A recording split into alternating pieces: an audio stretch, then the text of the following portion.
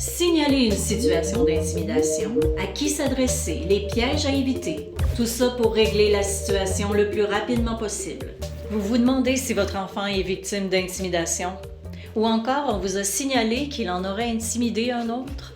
Est-ce que la situation est grave, très grave? Vous êtes inquiet, vous avez des questions, vous ne savez pas quoi faire, à qui vous adresser?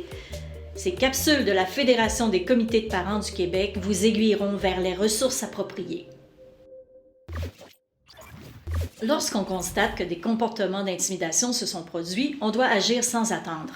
Les conséquences néfastes de la violence sur le développement de votre enfant exigent de le signaler rapidement aux bonnes personnes. Vas-tu enfin savoir quoi faire? Est-ce qu'il y a un formulaire à remplir, un document À qui on officiel? parle? C'est pas encore clair. D'abord, sachez que vous n'êtes pas seul. Oh, ça me soulage.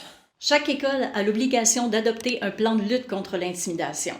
Dans ce plan, vous trouverez tout ce dont vous aurez besoin. Vous trouverez les mesures de prévention prises par l'école pour lutter contre l'intimidation. Jusqu'ici, ça n'a pas l'air d'avoir marché fort, quand on regarde ce qui se passe avec ma petite princesse. Vous trouverez aussi un bilan annuel de la situation et surtout, en ce qui vous concerne, les modalités d'intervention pour signaler une situation d'intimidation. Il est où, ce plan-là? C'est-tu difficile à trouver?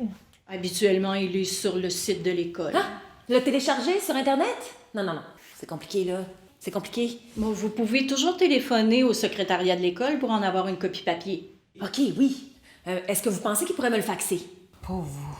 OK, mettons que je sais qui appeler. Je peux-tu appeler? Mais avant de faire cet appel, on vous suggère une certaine préparation pour que la conversation soit la plus productive possible. Ah bon? Évidemment.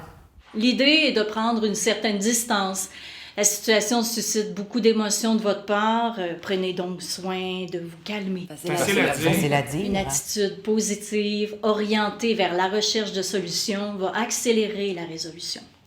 Il est important de ne pas intervenir directement auprès des autres élèves impliqués. Facile à dire. Des gestes de représailles ou de vengeance pourraient se retourner contre votre enfant. Évidemment. Demandez à votre enfant des précisions sur les faits. Qui, quand, depuis quand, où, comment. Prenez des notes. Facile à dire. Ah oui, ça va. Ensuite, parlez à un intervenant. Enfin! Son enseignant, son entraîneur, responsable du service de garde ou tout autre intervenant qui pourrait être au fait de la situation et vous aider à la régler. OK, si après avoir parlé au coach, il n'y a rien qui change, ça marche pas. Il existe plusieurs autres instances à qui s'adresser. Par exemple, si la situation perdure ou s'aggrave après en avoir parlé à un intervenant, vous pouvez faire un signalement auprès de la direction de l'école. OK, mais si ça aussi, ça marche pas, Vous pouvez déposer une plainte au centre de service scolaire. puis si ça marche pas, Vous pouvez toujours porter une plainte auprès du protecteur de l'élève. Chaque centre de service scolaire possède son propre protecteur de l'élève. puis si ça marche pas, Il y a la Commission des droits de la jeunesse. puis si ça marche pas, Il y a le 911. puis si ça marche pas. Wow! Appelez dans la police tout de suite, tant qu'à y être. C'est une possibilité. Si vous jugez que la sécurité de votre enfant est menacée ou qu'il est victime d'un acte criminel, n'hésitez pas. Il se peut même que l'école demande à la police d'intervenir. Avec l'avènement des réseaux sociaux, on se croit à tort entre amis, mais une menace de mort ou de viol est un acte criminel. La ligne est franchie. Je savais que ça marcherait pas, je savais qu'on s'en sortirait pas. Mais rassurez-vous, dans la très, très grande majorité des cas, la situation se règle à l'école avec l'aide de l'intervenant et de la direction. Ils sont formés, ils suivent une procédure pour éviter tout dérapage. Fait que là, si je comprends bien, pour signaler un acte d'intimidation, 1, il faut que je prenne des notes. 2, il faut que je me retienne pour pas aller serrer les ouïes du grand tarlac qui s'en est pris à ma petite princesse. Puis 3, il faut que j'appelle l'école, c'est ça? Oui.